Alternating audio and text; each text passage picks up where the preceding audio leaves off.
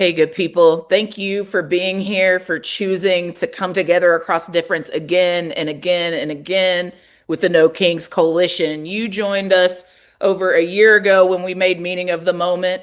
You joined us again when we said No Kings. And today, as we once again say, hands off our vote. Thank you for continuing to show up in community for one another.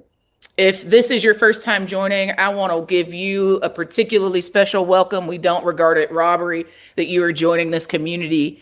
For folks who are going to be watching this recording after the live stream tonight, I want to thank you for tuning in. I don't take it for granted that you're taking time out of your super busy and chaotic schedule to be in community with us together. So thank you too for being here. Good evening, y'all. My name is Ashley Woodard Henderson, and I'm going to be your MC for the evening. While we give folks a moment to tune in, I want you to get your water, get your snacks, take your shoes off, settle in for a bit. You are going to hear from some incredible leaders, and I want to make sure that you can get all the way through, take all the meaning making and education that they're going to give us tonight, and turn that energy into action. I want to give you an opportunity as we're settling in to text a couple of your friends, send them the link, invite them to join us tonight. You can send it to your listservs. You can put it in the group chat. You can text your homies. You can put it on your social media. This is an opportunity that we don't want anyone to miss. And as you are already doing, say hello in the chat. Feel free to tell us your name, where you're calling in from. If you're repping an organization, feel free to do that. And tell us how you're arriving. Please remember that as we're doing that, we might disagree with one another. There is a lot of different feelings coming onto this call. Some of us are pissed off. Some of us are grieving. Some of us are feeling optimistic about the incredible society we can build in the ashes of the old. All of that is welcome here. So we will maybe disagree, but we will not be disrespectful to each other. So if someone starts trolling, I want you to flood the messages with solidarity and love, and I want you to stay focused on the speakers so that we can get these calls to action tonight. Be kind to one another, as you always are. Y'all, we've already got thousands of people on this call tonight joining us this evening. So again, I want to give you an opportunity to break a record, text your friends, hit your group chats, spread the good word that we're together this evening. If you are pissed off about yesterday's Supreme Court's decision, I want you to tell me in the chat, because if you're angry, if you're grieving, you're in the right place. But if you're also trying to figure out how to turn those feelings, which are not strategies, into faithful next steps, you could not have picked a better call to join than where we are tonight. We have an important conversation planned with civil rights leaders who will shine a light on this week's events. And importantly, we'll discuss ways that we can continue to show up and take action together. We'll share links throughout the call, and we'll make sure that all of you know about what the next steps are. If you can't catch it in the chat because there's currently over 7,000 people talking to one another in the chat, do not sweat it. We are recording this call. We will make sure that you get every link, every call to action that we talk about tonight. While we give it another minute for the rest of our folks to join us, I want to invite you to take a second to get grounded. I want to invite you to take a collective breath. You can feel the chair, or the couch, or the floor, or the bed, wherever you are, the ground supporting you. You can close your eyes or take your eyes off the screen for just a moment. And I want you to think about the grief you felt since you heard about the decision. Again, you might be arriving heartbroken because critical voting rights protections that the civil rights leaders before us fought and died for have just been totally eviscerated. But tonight, I want to remind you that we're going to discuss this decision. We're going to talk about Louisiana versus Callais. We're going to, of course, discuss how we will once again continue fighting for our freedom to vote, our desire, our freedom dreams, what we want to feel and be in a liberated society. We're going to recommit to carrying the torch of the civil rights leaders who made unimaginable and immeasurable sacrifices to secure these rights for us. We know that we are the ones we've been waiting for, that no one's coming to save us but us. But just for one moment, I want to hold a little bit of space for all of us to just collectively feel the heartbreak together. to feel the righteous rage, to feel the grief, to do the mourning that comes from this callous decision, this dangerous, this life-threatening decision. I want you to breathe in the truth of how you feel about it. And I want to invite you to breathe out through your mouth that internal sensor that's telling you that your feelings are an overreaction or not valid, or maybe other people should feel more upset than you. I want you to ignore all of the skepticism that tells you your feelings aren't valid. And then I want you to take another deep breath in through your nose. Breathe in all of that legacy at your back, all those ancestors, all these contemporary leaders that are putting it all on the line to make sure that we can live in beloved community in a society that values our people over the consolidation of wealth and power of the few. I want you to breathe out any skepticism that we weren't born to win. And then I want you to take one more deep breath in through your nose, remembering that if we haven't won, then the story's not over yet. Victory is absolutely our destiny. And we won't have won until all of us are free. Breathe in through your nose and breathe out any lie that tells you we can't do it. Y'all, I want to thank you again for joining us tonight for what has been an ongoing emergency that we're calling an emergency call this evening. That was brought together by lots of incredible organizations, many of whom will be named tonight because their speakers are on this call, and all of the No Kings Coalition. Let's dive in. So what happened? I'm glad you asked. Yesterday, the Supreme Court eviscerated one of our nation's most sacred civil rights protections. By gutting Section 2 of the Voting Rights Act, SCOTUS has left people even more vulnerable by not having the same access to fair representation enshrined in the original VRA. This isn't an effort to just get along to get along. This is an effort to silence the voices of millions of Black voters and other voters of color. And I want to remind folks, for over 60 years, longer than some of us have been alive, the Voting Rights Act, which you also will hear people call the VRA tonight, protected the right of Black people and people of color to have equal access to the ballot in this country. And in recent years, the Supreme Court has just been chipping and chipping and chipping away at it, dealing its next blow yesterday with that devastating court decision. We're here tonight to unpack what this means for us, what it means for even the semblance of democracy in this country, and most importantly, what you can do, what we can do together to fight back against this betrayal by the high court. We have experts from the Legal Defense Fund, from the Transformative Justice Coalition, from the mighty Leadership Conference on Civil and Human Rights, from the ACLU, who are going to walk us through what this decision means. So let's get to it. I want to introduce you to our first speaker. I am honored to be joined by Janae Nelson, the oralist who argued the Louisiana versus Callais case before the Supreme Court in October. For that courage, y'all should be already shouting in the chat. I want to tell you that Janae has been leading this fight for our civil rights over at the Legal Defense Fund. Her legal expertise is more than crucial right now as we try to understand the fallout from the Louisiana decision and plan out our next steps in this fight. Janae, it is my esteemed privilege to toss it to you. Oh, thank you so much, Ashley. I can't tell you what an honor it is to be here tonight. Good evening, No Kings community. This is a day for us. This is a tough day. I'm going to be really clear. It is a dark day for democracy. It's a dark day for our country, and I'm not going to mince words. I didn't mince words before the Supreme Court. I'm not going to mince words before you tonight. We have a battle ahead. We lost something precious, absolutely precious, something that so many of us didn't even know was the glue holding our multiracial democracy together, and that is the Voting Rights Act of 1965. Many of us never knew a United States without the Voting Rights Act.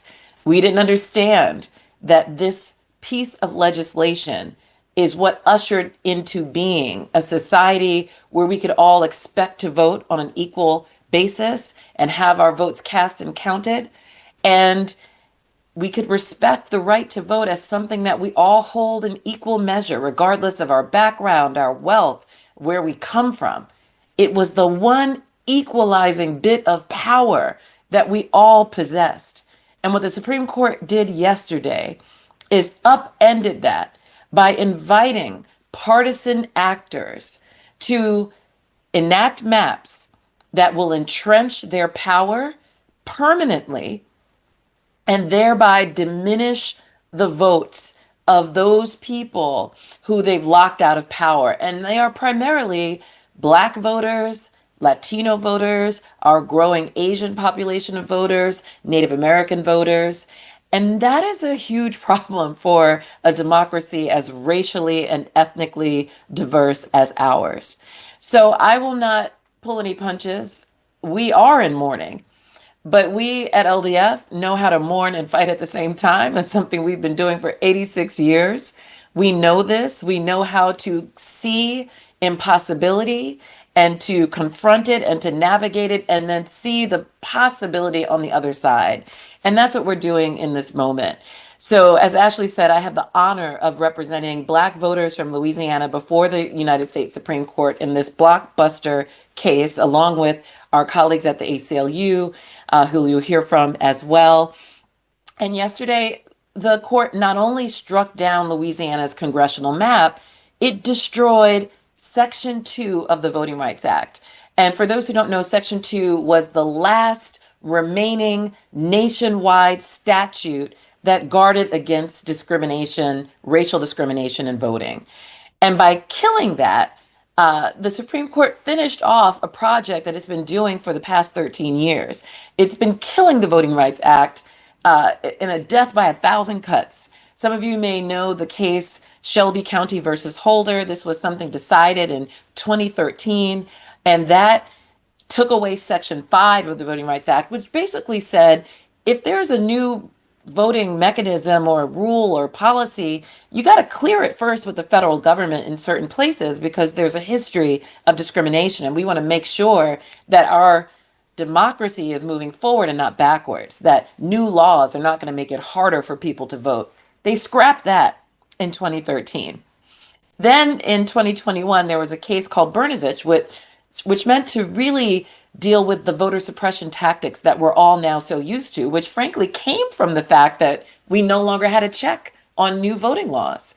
So the Brnovich decision made it nearly impossible to challenge voter suppression laws like stringent ID laws or making it harder to vote by mail or some of the general ways that we relied on for voting and that were made more difficult by people who looked at the population of voters and chose particular rules so that they could keep those populations from voting. That's what we're talking about when we talk about voter suppression.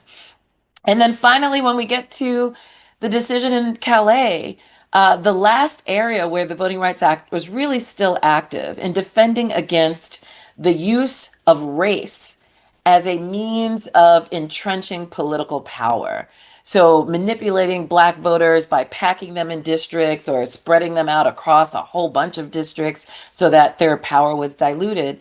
We challenged that situation in the state of Louisiana, where Black voters make up 33% of the population. But before we brought a lawsuit, only could elect a candidate of their choice in 1 out of 6 districts. And so by putting on a big case and putting on mounds and mounds of evidence, we were able to convince not 1, but 6 federal judges ultimately that there was racial discrimination in that map where only 1 district allowed Black voters to elect a candidate of their choice. Unfortunately, we were challenged by some white voters in the 2nd district that we got drawn.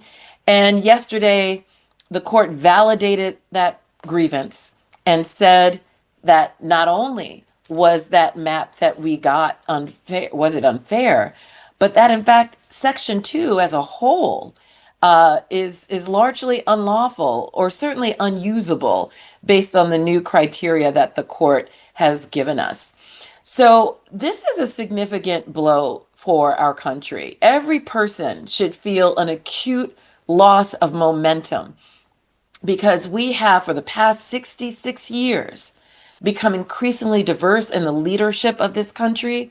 We now have more women, more LGBTQ plus people, more people of diverse ethnic backgrounds, diverse religious backgrounds, people with disabilities. We have such a diverse leadership pool, still not adequate, still not fully reflective of who we are, but better and better as more people come into the body politic, as our electorate becomes more diverse and more empowered. And what the Supreme Court did yesterday was stop that momentum in its tracks by allowing partisan actors to lock whoever they want out of power in order for them to entrench their own. So we have to get out of the business of politicians picking their voters and get back into the business of voters picking their politicians. That's what elections are for. And what I can say is, for us at LDF, we've had a long history of working with the Voting Rights Act. We have not only helped the foot soldiers who fought to get it passed to do so lawfully, but we helped enforce it. We helped to reauthorize it. We helped to amend it. We helped to defend it. We helped to enforce it continually, along with so many other of our sister organizations. So for us, this is personal. This is a real blow. This is one of the tools that we used most often to help perfect our democracy and to make it live up to its constitutional ideals. So we're feeling this acutely. But at the same time, we have always been working on multiple tracks because that's what civil rights attorneys do. That's what people who were able to see past Jim Crow and racial apartheid and win Brown versus Board of Education, that's what people who subscribe to that type of vision do. And so we've been working in states across the country to try to get state voting rights acts passed. In fact, just this week alone, on Tuesday, Governor Westmore of Maryland signed in a Voting Rights Act for Maryland. And he did that after many other states have done the same. Now, of course, none of them are in the South yet, but there is a Voting Rights Act introduced in the state of Louisiana. There's a Voting Rights Act introduced in Mississippi.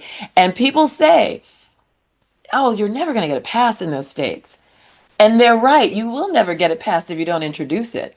You will never get it passed if you don't start, if you don't socialize the idea, if you don't get it passed in other states so that people can see what a laboratory of democracy looks like somewhere else in the country, and then they clamor for it in their own state. So that's the type of work that we are trying to do in the face of this extreme setback and loss. That is what it is. But it doesn't mean that we don't have tools. And we are continuing to fight on that track. We are also looking at alternative systems of voting. You're probably going to hear a lot more in the coming weeks and months and years about cumulative voting and other systems of voting. And I want us to all be open to that because we have to think boldly and broadly about what is on the other side of this calamity, this threat to our democracy. So those are some of the things that we're also working on. How can we re-envision electoral systems in this country and make them fairer? Maybe we think about proportional representation where everybody gets a representative who can advocate for them, and that makes a lot of sense in our increasingly diverse and pluralistic society. So those are some of the things that we're taking up. And we're also working to make the right to vote meaningful for everyone and accessible equally to everyone. I will flag, though, that there are a couple of immediate threats that I want everyone to be aware of. Within hours of this decision, there are states that took up the invitation that the Supreme Court sent in that opinion to enact maps that are blatantly discriminatory. So we see states like Florida and Mississippi moving forward with maps that are clearly based on discrimination. They were held to be discriminatory, or we challenged them before. There are growing calls for Tennessee, Alabama, South Carolina, and Missouri to follow suit. Just today, the state of Louisiana suspended its elections so that it could try to jettison the map that we got and replace it with one that was already held to be discriminatory. So that's the fight that we're up against. And what we need all of us to do is to engage. And you can engage, for example, if this is happening in your state, by going to a legislative hearing and being present, showing them that you oppose this.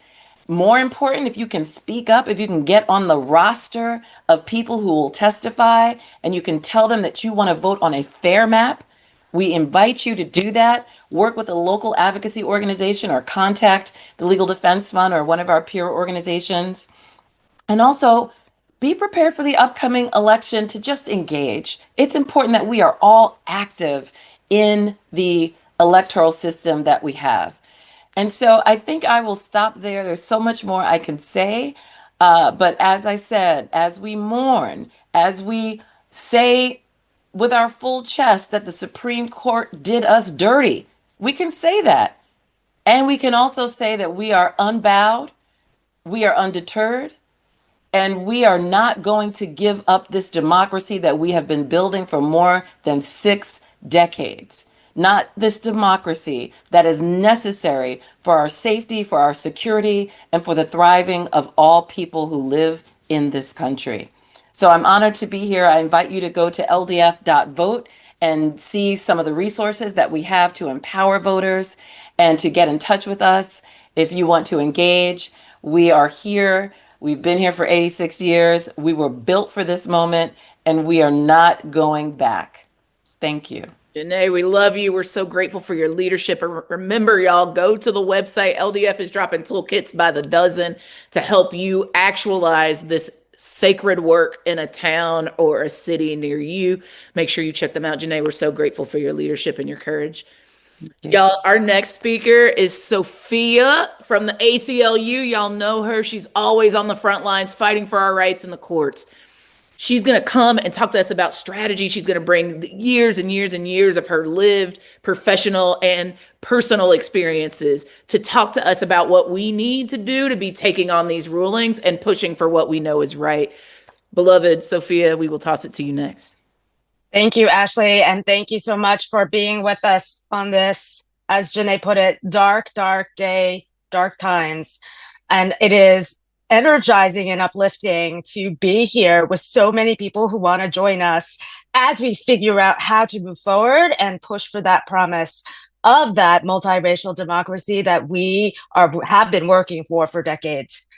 Yesterday's decision is a profound betrayal of the civil rights movement. We need to keep that in mind. In that ruling, the Supreme Court struck down Louisiana's congressional map and gutted Section 2 of the Voting Rights Act, that primary legal tool that voters of color have relied on to challenge discriminatory maps and fight for an equal voice in this democracy. The Voting Rights Act has long been called the crown jewel of the civil rights movement. That decision was hollowed out yesterday. Justice Kagan, in a dissent she read out loud from the bench, which is an unusual move, called it what it is, a decision that renders Section 2 all but a dead letter. It will be difficult, if not impossible, to enforce in the vast majority of cases. I want to say that out loud because some of the headlines that you may have seen in the aftermath of the decision was that, oh, the Supreme Court tweaked it weakened it watered it down, but that's not what we're facing in this moment. And I want to make sure that we understand how significant and how changing this moment is, and that it is a time for us to be coming together and moving forward and calling for a renewed civil rights movement. I want to acknowledge the clients that are here with us in spirit and in person, in body. The Black voters who in Louisiana fought with us for years with extraordinary courage and conviction for the simple right to vote and have their voices heard.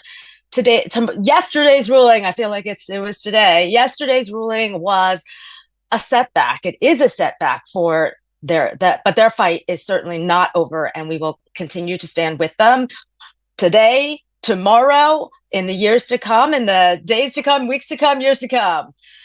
Now, let me explain what this means beyond Louisiana, because I think we need to keep that all in mind as we're thinking about what does this mean? What kind of movement do we need to build? And it is big, right? Because this is not just about Louisiana. This decision has consequences that reach every corner of this country.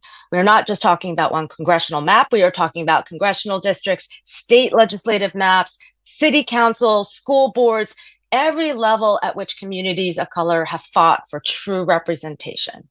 Without Section 2 as an enforceable protection, legislatures across this country will have far fewer legal constraints when they're drawing and manipulating those lines that dilute minority voting strength.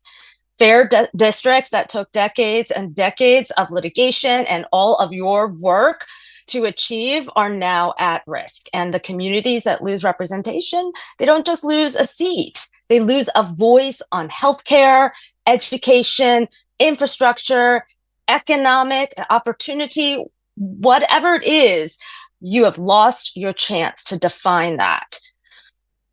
Let me explain how the court got here a little. Janae talked about this, but while the majority claims to have preserved that test, I cannot overstate some of this for proving racial discrimination. What it has actually done is make partisan goals a wholesale defense for racism.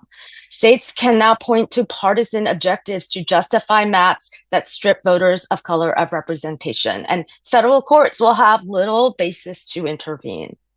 The court has required plaintiffs to show something functionally equivalent to intentional discrimination. And that is the very standard Congress explicitly rejected in 1982. And that's because, as we all know, discriminatory intent is so easily concealed. But we all know it's there. Even when racial discrimination is clear and ongoing, communities right now will be left without the most significant weapon to stop states from drawing maps that dilute their political power. Representation of Black, Latino, Native, and other voters of color will increasingly depend on the goodwill of legislators rather than enforceable law. And we know how that turns out. Politicians, and we'll say this again, should not choose their voters. Voters should choose their politicians, and we're going to repeat that again and again. Yesterday's ruling elevates partisan power over that foundational principle. It's hard to overstate what that means for our communities across the country. I was deeply grieving yesterday about this. We're seeing the ground already moving.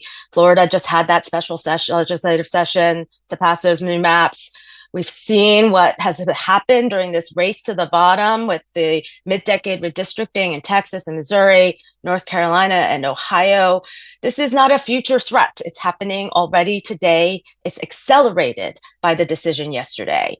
And as Janae pointed out, it's a culmination of this pattern, right? We should call this out as well. Shelby County, Brnovich. I would also point to the Supreme Court's decision in Alexander.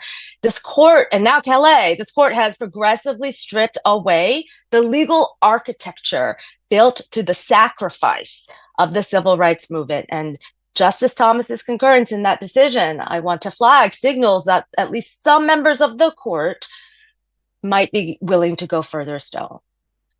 We're already seeing the grave and disenfranchising impact of the decision in a recent emergency order to suspend Louisiana's congressional primaries. These elections are already underway. Many voters are serving overseas, living in our nursing homes, or otherwise needing to vote by mail or absentee have already returned their ballots.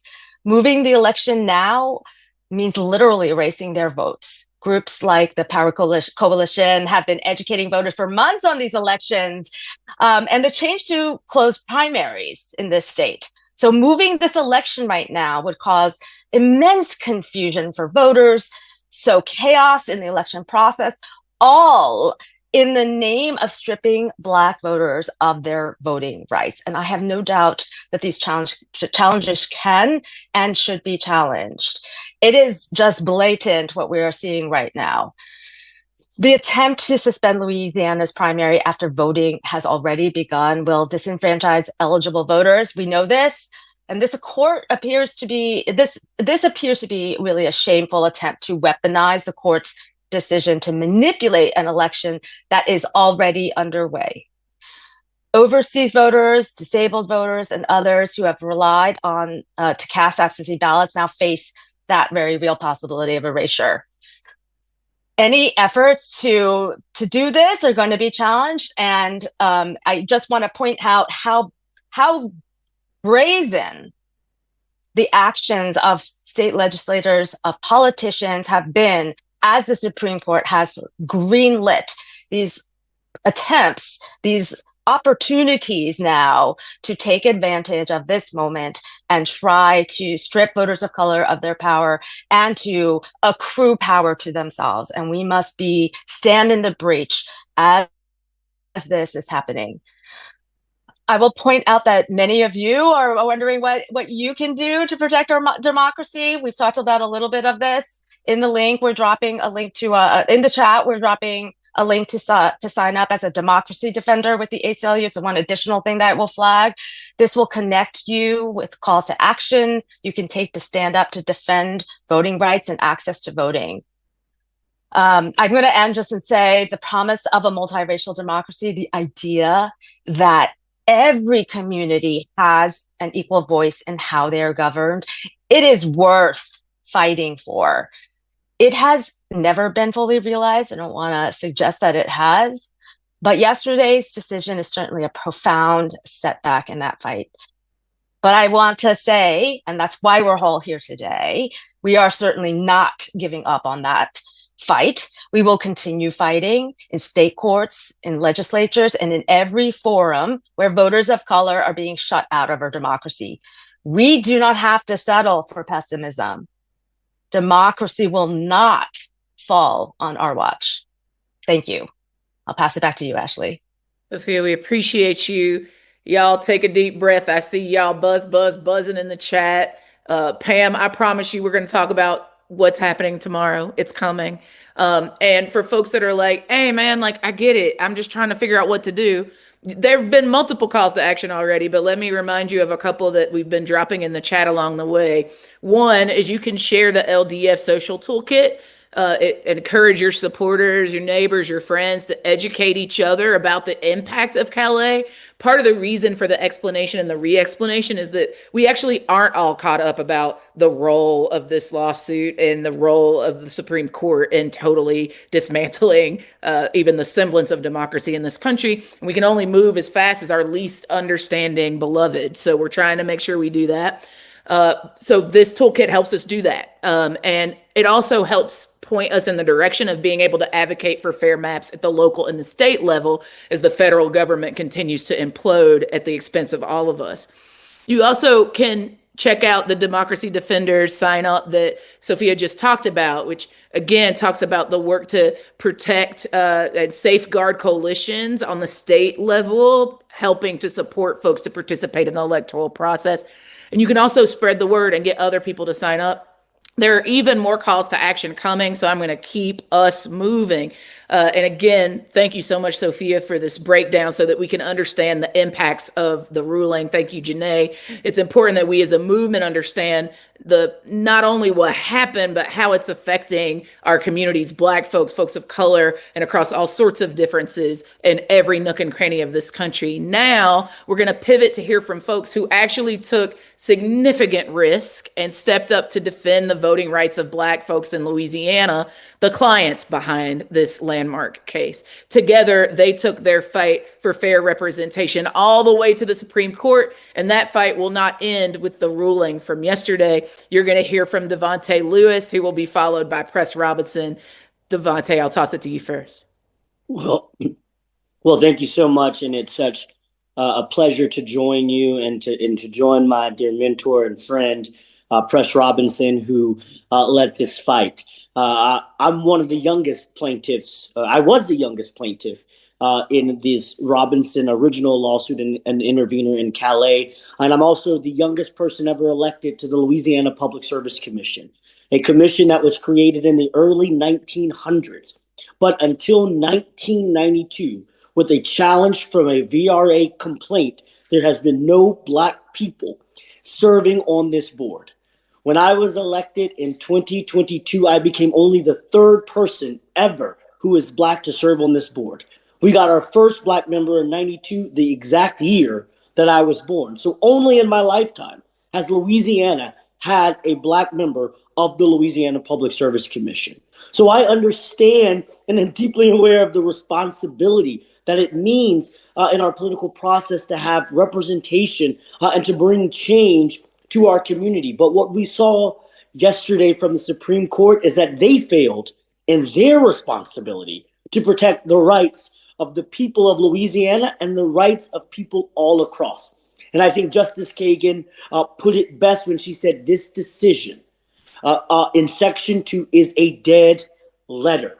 And that means the court's majority upheld that the rest of us have to prove racial discrimination, and they made now a new way for partisan discrimination to happen. And let's be very clear about it here in the South. You cannot distinguish race from partisanship in the Deep South, making it irresponsible and inconceivable for us to follow their precedent to ensure that Black and brown voters are protected and understand this new partisan mechanism. So this is a devastating blow. But this loss for any person who places value in representative democracy and what that means. And this defeat, everyone, is not limited to just Louisiana. We will see fair districts across the country be challenged and be jeopardized in what they have. And from federal, state, and local office. I'll tell you, here in Louisiana, there are very few, if any, Black elected officials who are not serving in a VRA opportunity district, meaning that the Louisiana legislature can wipe out every Black elected official now under this ruling. And we're already seeing them move extremely fast. Just recently, the legislature passed a law to eliminate an elected position where a Black man who was formerly incarcerated and exonerated won an election by 68% to be the criminal clerk of court in New Orleans. And because they didn't like him, they are eliminating the position just days before he's due to sworn in on Monday. And what we saw, and you already heard, our governor just this afternoon suspended the election for the Congress, even though he's keeping the elections for constitutional amendments and other things on the May 16th ballot. He signed a declaration of emergency, which has only been used in Louisiana for hurricanes, for COVID, or for natural disasters that we are so accustomed to, claiming that this was a natural disaster and that we needed to suspend the election to ensure that he and the legislature had enough time before they gavel out a session on June 1st to redraw a map and deny Black representation here in Louisiana. And what is so ironic about what he did is voting's already happening. Absentee ballots went out. Early voting is due to start in 48 hours. But now he is saying that election is suspended. And so while it may feel hard and may feel heavy and it hurts for all of us, but particularly us who've been in this fight as plaintiffs and litigants for over 5 years, but this is not the moment to settle for pessimism. We are going to continue to fight for our multiracial democracy in our legislature, in the courts, in our community, and we will show up for this fight. We must engage, everyone. We must mobilize. We got to organize, and we will continue to litigate because the ground is here. It's realizing that our vision, this dream that we've all had that we've never seen come true of a multiracial democracy, we must continue to put pressure to make the dreams of so many become the reality of us all. We must make them see who we are. We must make them hear who we are. We must make them listen to who we are, because justice delayed is definitely not justice denied. So I am not over this fight. This fight is not ending for me, but it is starting the next chapter. It is rebuilding the new vision. It's recreating the next reconstruction. And we will persist. We will one day emerge victorious. And in the words of the old hymn that my great grandmother would always sing to me. We have to fight. Although we got to cry sometimes, y'all, we have to fight. We got to hold up the banner of justice, the banner of equality, the banner of freedom, the banner of what is right until the day we die. This fight is for all of us. And as I pass it on to my fellow plaintiff, Press Robinson, I want to show you how much this fight is intergenerational, multi-generational. Press Robinson, Dr. Press Robinson, was 28 years old when the Voting Rights Act of 1965 was signed. I was born 28 years later. That shows you that we have to be in this fight together. No matter how old, no matter how young, we continue on and we fight on. Well, thank you, Devontae, for being the youngest in that group. I guess that makes me the oldest, but that's all right. It's been a pleasure serving with all of the plaintiffs, and I know that our work is not over. The fight just simply never ends. But I want to start today by reminding all of us that the days of the civil rights movement are not buried in our country's history. They are living, they are breathing right now in the hearts and minds of so many of us, especially those of us who remember the movement to establish full voting rights for Black people for the first time in these United States. You know, the Voting Rights Act was widely hailed, as Sophie mentioned, as the crown jewel of the civil rights movement.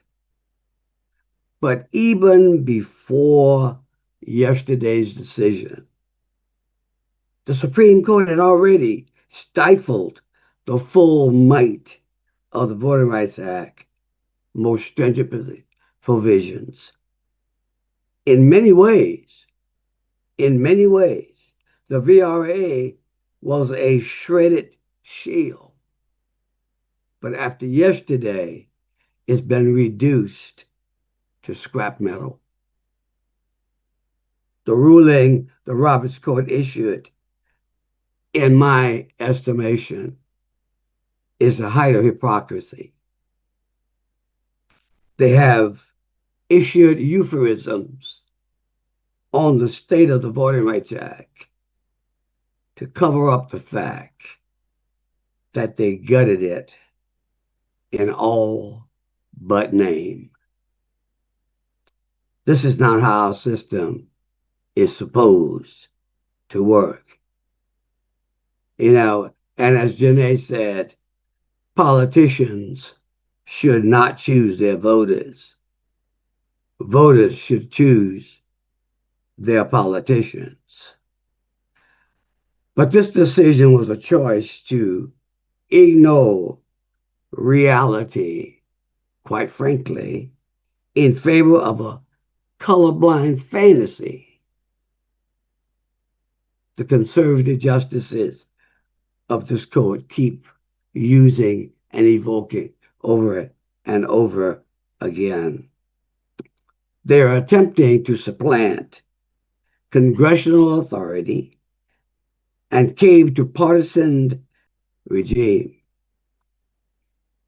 And that ignorance will directly lead to state governments using partisan gerrymandering as a wholesale excuse to deny Black voters a voice in their government. You've heard what our governor has done as relates to our election, where early voting just starts on this coming Saturday. And you know that voting rights bill that Janae mentioned, it never made it out of committee. It never made it out of committee. It didn't have a chance. This court's decision yesterday threatens to further divide our nation and entrench power in the hands of the few. It puts the diversity of our elected bodies and representation of all communities at risk. And you've heard that this is not going to be limited to just Louisiana or to just the congressional level. It's going to affect every single level of the political process. So while today's ruling narrows our path to justice, we will march on, not only in our states, but in federal courts as well. Our fights for justice just have to be bolder than ever before. As state legislators across the country push these unfair maps, communities must ensure that their voices are heard in the process and that fair maps are the only result. And more than anything, we must vote. More than anything, we must vote. While this decision dealt a blow, the tools we have to fight discrimination, it did not and cannot strip us of our constitutional right to access to the ballot box. It is more critical than ever that we participate, and I like using this term all the time, in every every single election. I don't care how small. I don't care when. I don't care how many times you got to vote. Get out and vote. And God knows help it doesn't rain on voting day because we'll stay at home. But what I want to leave us with is that they can seek to suppress our voices, but they cannot silence us. And let us not forget that. Brothers, we are so eternally grateful for your courage, for your witness, for taking time after this attack on literally your community to be here to share with us what we should know about this decision and its impact on real life people and to give us some marching orders. And I know folks are thirsty that my technocrats in the chat are ready for even more specifics. So we're going to keep pushing to get more of the calls to action out. Brothers, we are so eternally grateful for you. We appreciate you. Y'all, the next speakers are folks that you know because they have been critical leaders in the voting rights movement for decades. Barbara Arnwine and Daryl Jones, specifically organizing mobilizations like this is for all you people that are asking about protests. Y'all should be paying attention to this. There's specifically been done work that you know, like Good Trouble Lives On. You know some of these folks because you know the Transformative Justice Coalition. Barbara Arnwine has continued to be a relentless advocate for our rights at the ballot box. Before we get to Barbara, first we're going to hear from Daryl. And Daryl's got a special guest that you're going to meet. So over to you, Daryl. Thank you so much, Ashley. Good evening, everyone. I'm attorney Daryl Jones. I'm the board chair as well as the co-leader of the Transformative Justice Coalition, as well as the president and the founder of the TJC Voter Action Fund. Situated at the core of the Transformative Justice Coalition's community work is the training of future generations of pro-democracy activists. Our goal is consistent with the American goal to achieve a robust, diverse, multiracial, and inclusive democracy where everyone's voice and vote is heard, encouraged, and respected. The Callais decision was a devastating blow to all of our groups, as well as individuals who work to encourage public participation in our democracy. In our country's history, the Supreme Court has not only made decisions relying upon courtroom litigation by the attorneys, but the courts also have responded to shifts and community demands from the streets of our society. Community pressure is what we call it. Consistent with this understanding, we thought it appropriate to introduce a gentleman that not only witnessed the evolution of the voting rights in America, in America's South in particular, but was one of the original foot soldiers who risked his life in Selma, Alabama, on the Edmund Pettus Bridge on March 7th, 1965, in what became known as Bloody Sunday. It is our pleasure to introduce to you a living legend and a freedom fighter for voting rights who remains on the battlefield for justice today. Ladies and gentlemen, please meet and hear the inspirational words of original foot soldier, attorney Phil Hunter. Brother Hunter, welcome. Thank you. Good evening, everyone. And I'll be reading a little script here. My name is Phil Hunter. I have been an attorney for over 50 years. I'd like to thank Darrell Jones and the Transformative Justice Coalition for inviting me to this meeting tonight. A little background. My father's name was Reverend J.D. Hunter.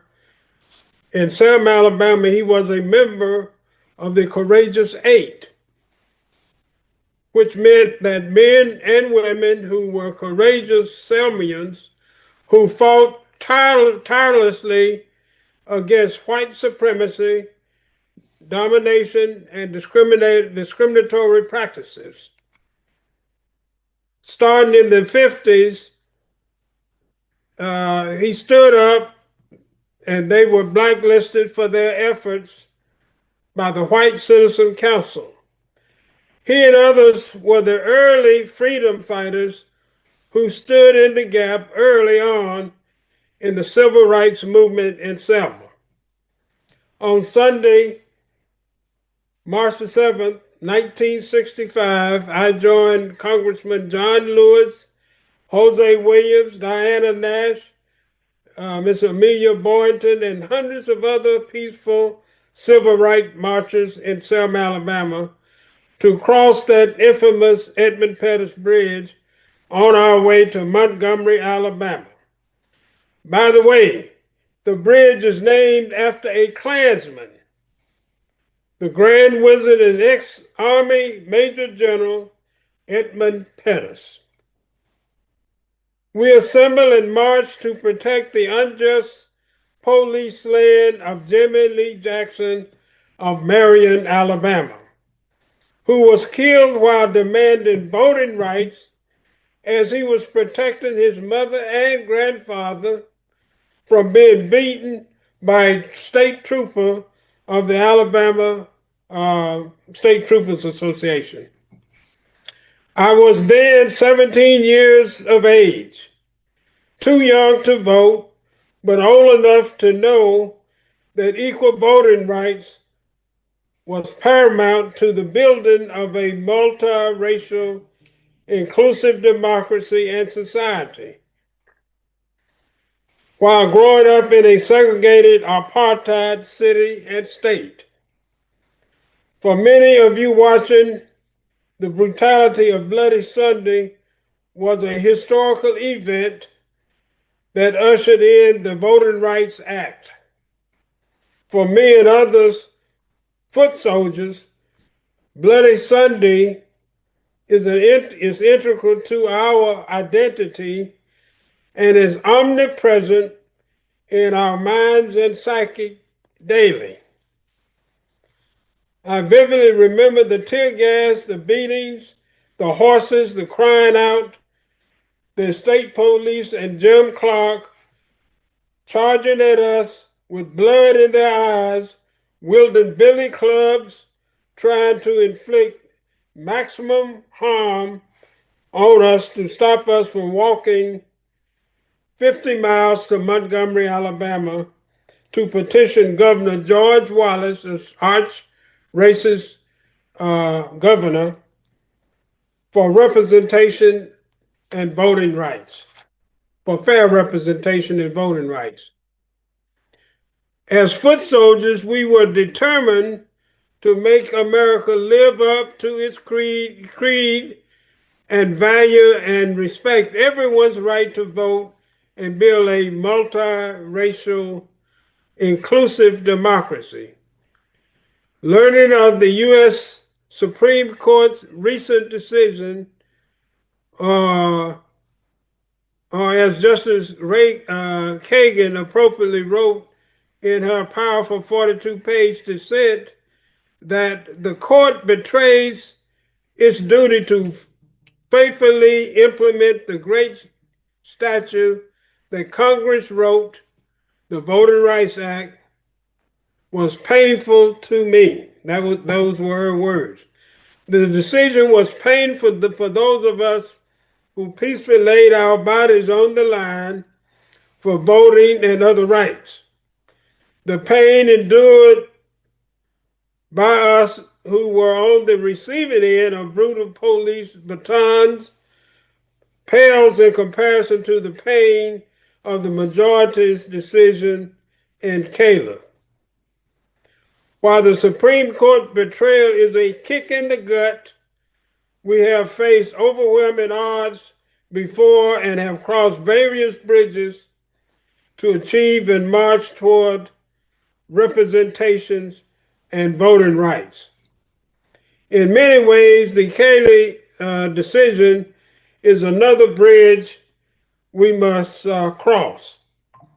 I encourage all of you listening today to find the courage, find the determination, find the unity and the peaceful persistence that we, the original foot soldiers, called upon the power for us to be passing on the Voting Rights Act.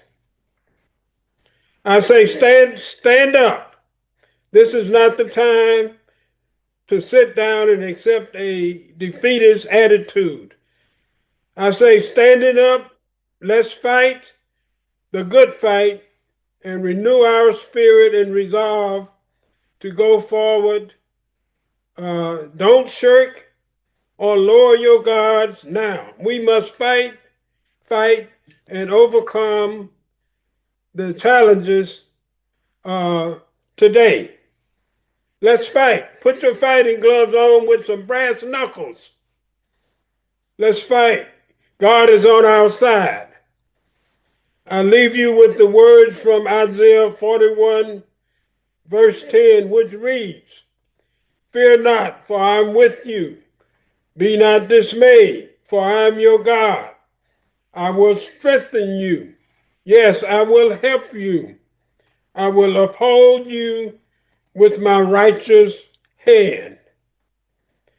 61 years later, I am still on the battlefield as a foot soldier. God bless you all. Now let's go to work and build the bridge that the Supreme Court thinks it has destroyed. I said think it has destroyed. Let's go. Thank you. Wow. Wow. Wow. Thank you so much, Attorney Hunter. Thank you. Eternal gratitude to you and all of the courageous foot soldiers. Thank you for showing us the way forward. We will never forget, and we will do what's required. Folks, you're ready. You want to know what is it that we need to do? Well, let's talk about that. Hi, I am Barbara Arnwine, the president and founder of the Transformative Justice Coalition. All of us here today, many of us, we are activists, right? That's what we do. And as activists, we are here because we share a long, strong tradition of speaking out to demand that the United States Supreme Court issue opinions that affirm the Constitution's broad mandate for racial equality. When the court has failed, which it has failed over and over and over again throughout history to do so, and as it just did in this wrongful Callais decision, we have turned to our people power, to our unity, to peaceful, nonpartisan, not only education, not only organizing, not only mobilization, but serious street action. It's time for us to do that again, folks. This is our time. In that spirit, we urge everyone who's on this call to join the 2026 John Lewis Good Trouble Lives On National Weekend. You heard me. I didn't say one day of action. I said a weekend of action. We want everybody in these streets, everybody engaged. As we discussed with this recent ruling, the Supreme Court essentially authorized partisan gerrymandering to override Black voters' rights to peaceful, meaningful representation, erasing decades, just decades of progress in a single ruling. People fought, as Phil just reminded us, they bled and they died for these protections. But this court just dismisses all of that sacrifice out of hand with a stroke of a pen. But they forget, as Phil said, this fight is not over. It's not over because we're here. We're determined to move forward. We won't stop. And that's why today we're calling on you that in July, 6 years after the passing of civil rights hero Congressman John Lewis, we will continue to fight for voting rights with Good Trouble. Good Trouble lives on Weekend of Action. We call it GTLO. That's right. Get it on. We got this year's GTLO is a 3-day national mobilization to honor the legacy of Congressman John Lewis and all of those remarkable foot soldiers, everybody who fought, everyone, Fanny, everyone, Ella, everyone who fought. And we will fight to continue what they set in motion. And we must therefore gather for this 3-day mobilization to honor this legacy by doing what John Lewis loved to do. What did he love to do? He loved to organize. Come on, folks. Let's get some organization going on. What else did he love to do? He loved to be in community. He believed in the beloved community, and he called on all of us to bring our talents to the fore. Don't be sitting back saying, oh, I'm not a lawyer. You don't need to be a lawyer. John Lewis wasn't a lawyer. Come on, folks. You know, Fannie Lou wasn't a lawyer. You just need to have a heart that says, I believe in justice and justice is my creed. I will not be stopped. And I will fight for the future no matter what. So this year's theme for the 3 days is teach. Make sure people know what's going on, that people have the information. Information is weapons. Information is power. Make sure they have that information. Reach. Come on. You got to reach out to every single person and tell them that their dignity lies in their vote. Their dignity lies in their ability to get up and to make sure that their voices are heard and are not silenced. Their dignity lies in their being registered to vote. We got to make sure that on the 3rd day, but throughout this whole time, that we preach. And when we say preach, we're talking about preaching that we want every religious institution of no matter what the denomination is, to make sure that every single congregant is registered to vote, has checked their voter registration, and is doing the vital work of getting out into their communities and canvassing door to door. Come on, folks. When you get out there and canvassing, what do you find? You find that people tell you, I want to vote, but I don't have a ride. Can't we give them rides? They tell you, I want to vote, but I don't know how to do it. I can't go to the polls. I don't know how to do an absentee ballot. Can't you make sure that they get the information. They tell you, I want to vote, but what's this registration stuff? I don't even understand how to do that. Can't you help them? I mean, that's why we're here. Because this democracy is ours. It don't belong to these politicians. It don't belong to these billionaires. It don't belong to these selfish people. It belongs to us. We are the people. This is why we say and we demand hands off our vote. In the face of threats to our vote, this weekend will serve not as the end of the journey. It's a touchstone on our journey to make sure that in 2026 our voting rights are exercised and our voices are heard. So let's do this, people. Let's get out there for voter engagement, community education, and activations to support and remind our families, friends, and neighbors that we still have the power and the freedom to vote. As Congressman John Lewis coined that mighty phrase, good trouble is the act of coming together to take peaceful, nonviolent action to challenge injustice. The power of collective direct action resulted in the passage of the Voting Rights Act of 1965, and today, that same collective action can protect voting rights from the challenges posed today. Anchored by beautiful civic engagement and community outreach, alongside faithful leaders, alongside your neighbors, alongside your besties. Let's make sure that this weekend we bring together all community members to continue our sacred fight for our freedom to vote and be heard. It is our responsibility to ensure our communities feel the urgency to exercise our power and to make our voices heard. So here's how you can join us. Come on, you want it? You want it? Here it comes.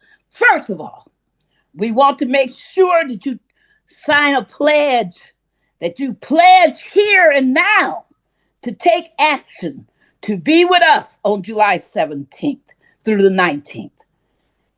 Second, we want you to text 3 of your friends, 3 people you know, and tell them that they should take the pledge too.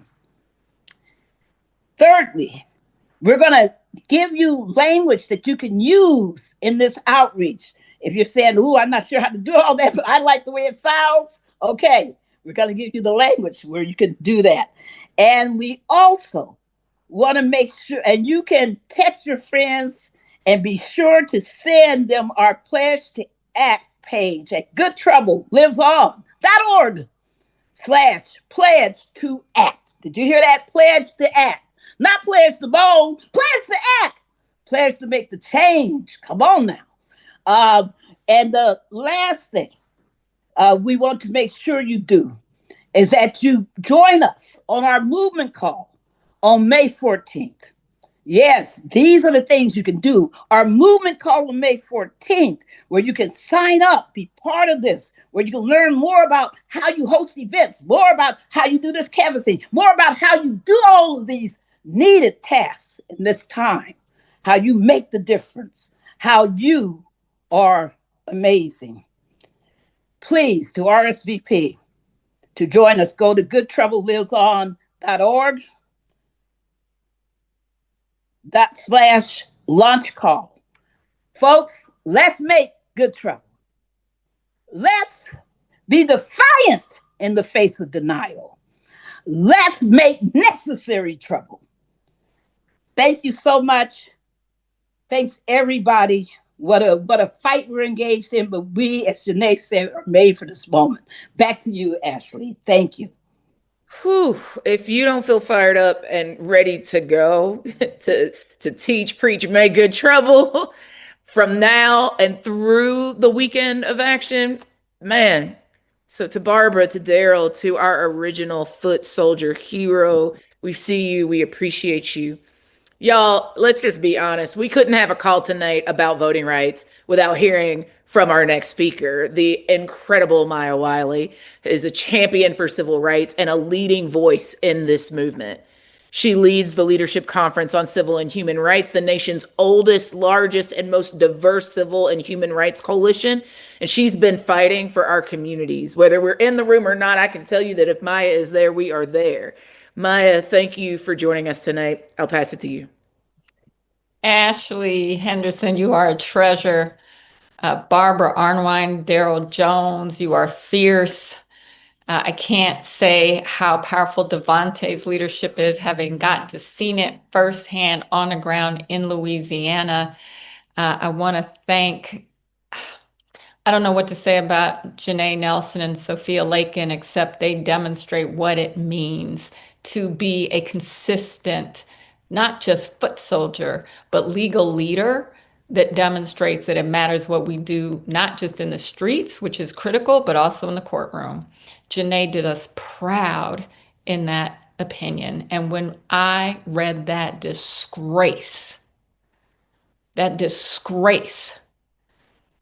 I can only tell you that I thought that Justice Alito should be ashamed because he knew better. All you had to do was hear her argument to know that he knew better. Now, you've already heard from, and I don't even know why I'm talking now because I'm so fired up and it's all been said. You don't need to hear from me. But I will say this, because I am so grateful to be part of the Leadership Conference on Civil and Human Rights, which is 76 years young, founded in 1950 by and for the civil rights community and movement.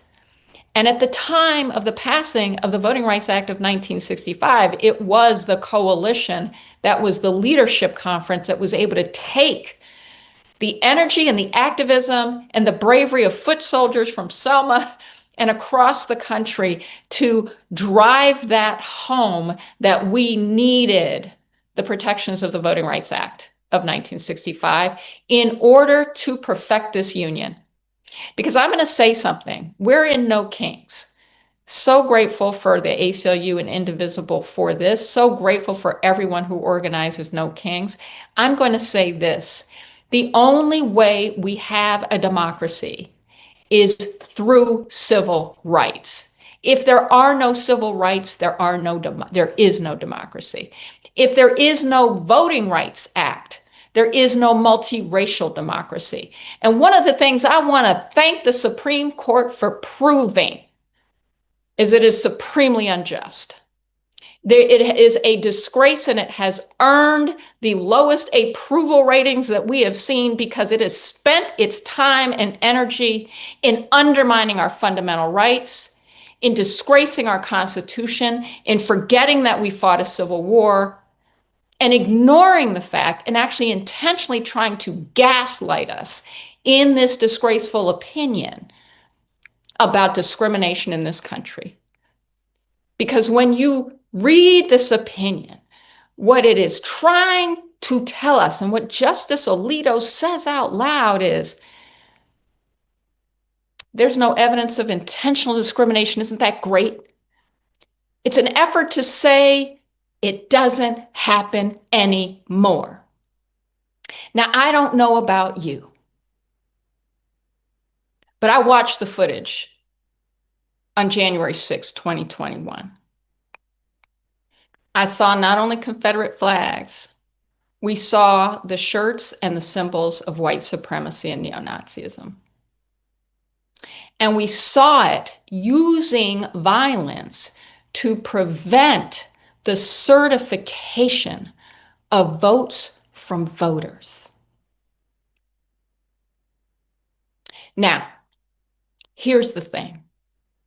Racism is not dead in this country, and we know it. But we also know the reason we need the activism and the leaders and the brilliance and the energy that you have shown up on this call to reinvest in and recommit yourself to is because you know as well as all of us here that we have power and that power is power we have together and that the way we rise is together and that the work we do is in coalition and that we recognize what Frederick Douglass said in the first Reconstruction, which was the end of slavery, which is power concedes nothing without a demand. It never did, and it never will. And we are here with demands. And Fannie Lou Hamer in the second Reconstruction, who said, nobody is free until everybody is free. When we're walking and marching together hand in hand in No Kings, when we are showing up in the streets, when we're showing up in the courthouse and we're showing up in each other's communities, it is to say it is about all of us. And racism isn't allowed here. And we have power, which is why they're trying to steal it. And we won't have it. So it is a dark day. And as we were reminded by one of the plaintiffs in this case, that it is not our darkest. And not only is it not our darkest, it is not our darkest because we are all here. And how many, Ashley? How many? Okay. We're almost 6,000 people just on one of the YouTube channels right now, Maya. Okay, and what we did and what we have shown is that our movement grows every time we show up. And that when we show up and say, this democracy is our democracy, this is what democracy looks like, this is what it means to have, save, protect, preserve, build, and move forward, not backwards, with a multiracial democracy. And we are going to remember this. We are down, but we ain't out. Because we have come this far not by faith alone. We have come this far by fighting for our rights. And this is a project, because democracy is not a promise. It's a project. And this project is one that we must fight together. And at the Leadership Conference on Civil and Human Rights, we say all the time, we are the majority of this country. We look like America. And when we say racial justice, we are speaking for America. So let's shout it together. Not on our watch. Not on our watch. Not on our watch. Thank you. Y'all, I don't know what to tell you. If you don't feel ready to fight, like lives literally depend on it, after the incredible courage, the incredible vulnerability, and the just generosity of sharing by tonight's speakers, then we've got more work to do. Folks want to know what we're going to do moving off of this call? Well, tomorrow we're going to be out in our communities with our people, not working, not shopping, and not going to school. Anybody down for being May Day strong with me tomorrow? I'm going to see y'all there. If you haven't seen what events are on the map, you can go to maydaystrong.org tonight, find it, and see me tomorrow. I cannot wait to join the millions of people that I know are looking to mobilize tomorrow. And goodness gracious, if SCOTUS didn't just give us another reason to show our economic power and show up and show out for working class people tomorrow. I see y'all, and I'm grateful for all of you that have dropped it in the chat. We're going to be there tomorrow. You are going to sign up for the ACLU's Democracy Defenders work. You are going to sign up and go to the LDF website so that you can see those toolkits and right now start moving work. I'm going to see you all at the John Lewis Good Trouble weekend of action. Y'all are going to be there, right? If you've signed up for any of these calls to action, can you just tell me I'm in the chat so I know I'm not talking to my damn self? I know we can do it, y'all. I know we can do it for so many reasons. But to Maya's point, because this isn't even the hardest work we're going to have to do over the next few years, right? This is our opportunity to test our power over the course of the next few months. And I know you want to be down. So we won't complicate things. We're going to make sure you get this recording. We're going to make sure you get the links to the calls to action. I want to remind you, I got some tea. Y'all ready to hear the tea? We have, the numbers are changing by the second. We've got over 370 people already pledged. We've got over 500 folks. So now it's over 500 folks that have taken the pledge. Y'all are blowing the numbers by the second. You could actually, if you haven't done it, you could do it right now. We're going to keep dropping the links in the chat. So we've got folks taking the pledge. We've got 400-ish people signed up for the May 14th call, I believe, already, Barbara. We're doing it. We're doing it right now. Y'all, I don't believe in doing these calls so that we're intellectually more intelligent people. I don't do this so that you just feel inspired. I do this so we can build movements that can win. I want power, y'all. Don't you want to win? Don't you want to win so we never have to get on another emergency call again for the rest of our existence and the existence of our future descendants? Don't you want to build people power? I was taught that the way that you do that, they have this little song and chant that says, what are we going to do to make the people rise? And the response is educate, motivate, organize. If you want to know what I'm trying to do, to beat back the attack that the Supreme Court and others are taking out on my community as a Black Southerner, I'm going to educate, I'm going to motivate, I might do a little agitating, and I'm going to organize, right? And I'm going to invite you to do it with me. Y'all, I know we are 22 minutes after the hour. I want to remind folks that the Voting Rights Act didn't happen overnight. You heard from Brother Phil, our OG, on the call, that people literally, some of them still with us. What a gift to have Phil on this call. Y'all don't even know what a gift it is to have an OG, a person who fought and bled, knowing people that died for these protections and more for decades. Some of our communities have been literally fighting back these authoritarian attacks for centuries in this place. Y'all, we got the Voting Rights Act because of the dedication, the rigor, the commitment of decades of work, centuries of heroic organizing from brave people who were not fearless, but were courageous despite their fear. Civil rights greats who you know, like Dr. Martin Luther King Jr., John Lewis, but maybe Fannie Lou Hamer, Ella Baker, but also literally millions of names whose names you will never know are the reason that we got a Voting Rights Act enacted in the first place. As imperfect as it too might have been. But it ended Jim Crow at the ballot box as we had known it for centuries, right? That work is going to be challenging because of this decision. If you don't understand anything else, know that work, the work to make sure that all of us have equal representation, is going to be harder because of this decision. But let me tell you what I know good, as my daddy would say.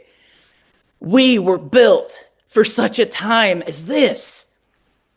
If you've got faith, awesome. If you're like, I don't do that faith stuff, but you will go out and chant, ain't no power like the power of the people because the power of the people don't stop, or I believe that we will win, then you telling me that you got faith in the people, and that's enough for me. Democracy will not fall on our watch. In fact, the only possible way that the blank check promise of democracy in this country that's never been fully achieved in the first place is going to come to pass is because we're going to practice it. We are going to will it so. We are going to be the midwives that make it so. So tonight, we discussed some tangible ways that folks can take action through signing up to be an election defender, to recruiting your friends to the pledge to make good trouble, to joining the Good Trouble movement call on May 14th, showing up to May Day Strong. As a reminder, we're going to send one more thing to the chat, a sample text that you can use to text your friends in the chat, in your group chats, individuals that you might want to reach out to. We're going to give you a script that you can just copy and paste from the chat. And I want you to be sure to send them to the Pledge to Act page. Again, if you missed that link, it is goodtroubleliveson.org/pledge to act, all lowercase, all one word. goodtroubleliveson.org, right? /pledge to act. And please sign up for the movement call on May 14th, where you're going to learn even more about what's planned for the weekend of action and how you can plug in to RSVP. To join us, you go to another link, goodtroubleliveson.org/launch call. In the words of some of our elders and ancestors, many of whom said things like, by any means necessary means by all the ends, I invite you to the many multi-tactical ways that you can show up and show out for our people. In fact, Frantz Fanon once said that each generation must, out of relative obscurity, discover its mission, fulfill it, or betray it. I think we've heard from our speakers what our mission ought be, and now they have called us into an invitation to fulfill it. Y'all, we cannot be neutral on this moving train. I want to invite you to not betray it, to love the people so that we don't betray the people, as Chokwe Lumumba once said. In the words of Justice Thurgood Marshall, this is our democracy. Any semblance of it will be because we made it so we practiced it. It's a doing thing. We must make it, protect it, and pass it on. I love you, I respect you, and I want you to be free. Thank you again for joining us. We'll see you in the streets.